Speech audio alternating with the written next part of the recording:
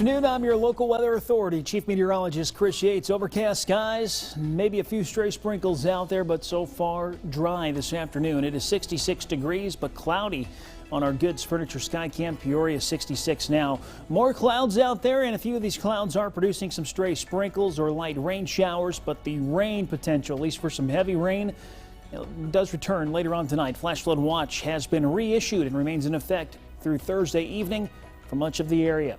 Nothing more than an isolated shower this evening. The best chances of rain arrive after midnight tonight. Locally heavy rain certainly a possibility.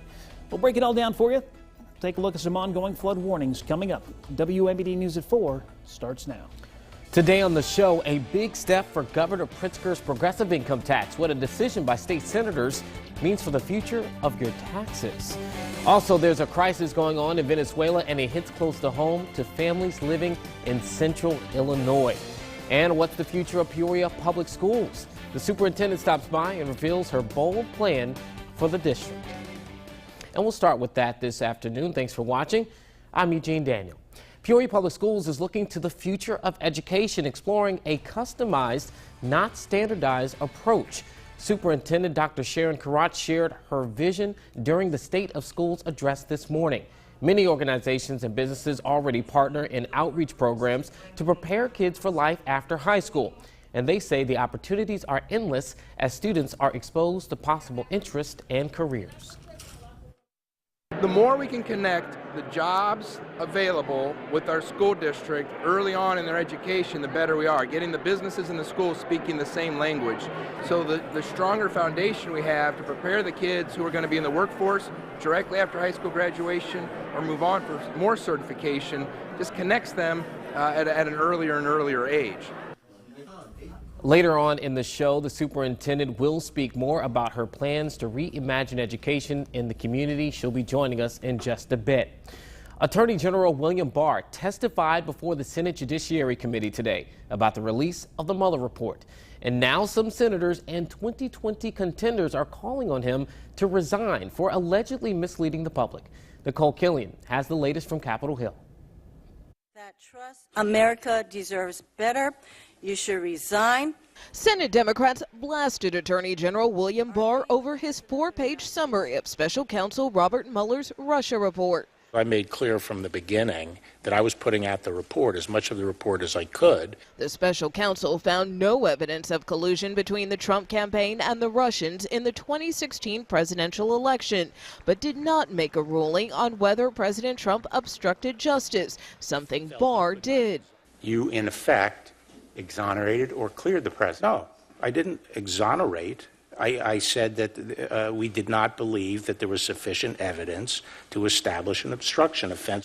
Ahead of the hearing, House Democrats published a private letter Mueller sent to the Attorney General back in March, expressing concern that Barr's memo created, quote, public confusion about the investigation.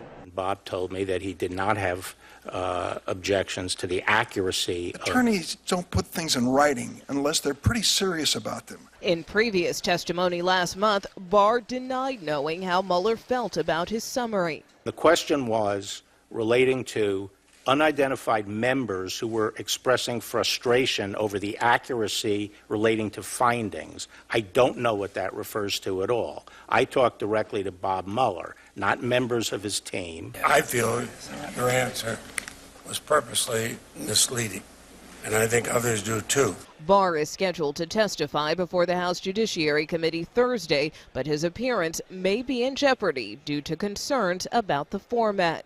Nicole Killian, CBS News, Capitol Hill. In Venezuela, government forces fired tear gas as protesters responded with rocks during a second day of violence in the country. That ongoing violence is being encouraged by opposition leader Juan Guaido. This is a live look right now in Venezuela at the moment as protesters are in the streets. Meanwhile, here in the U.S., the White House is monitoring the situation and has warned foreign leaders about intervening. And Venezuelans in central Illinois believe that this could be a turning point for that country.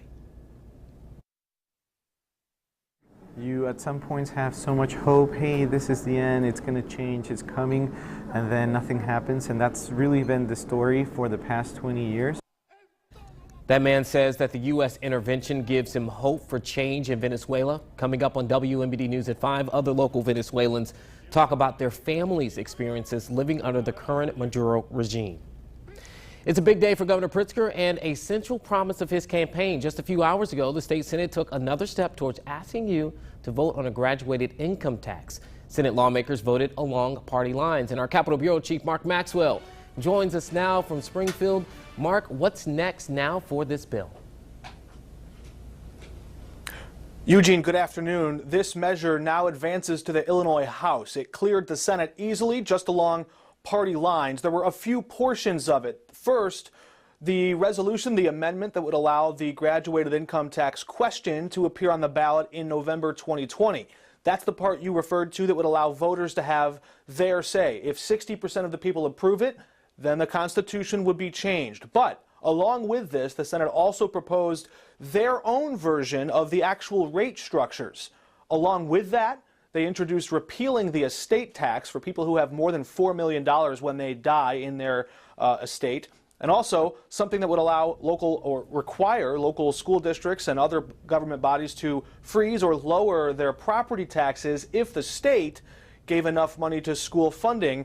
And that would theoretically allow those local school districts to lower your property taxes starting in 2021. So a lot is happening here, but all this has to go to the House and survive that before it can get on the ballot in 2020. All right, so that's one thing with the progressive income tax plan. Another big thing within his campaign was about marijuana, recreational marijuana. I hear that there is a plan that is expected to be unveiled in the state's capital as well, particularly when it comes to recreational marijuana. What can you tell me about that?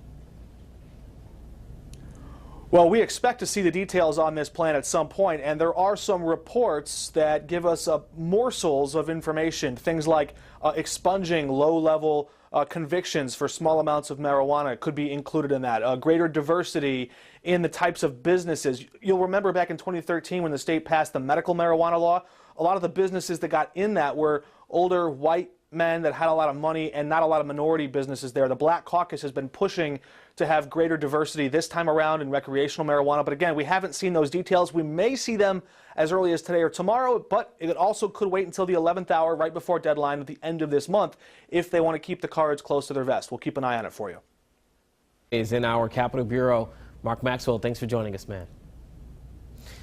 Well, are we in store for more showers and storms tonight? Our chief meteorologist Chris Yates has your full forecast when we come back.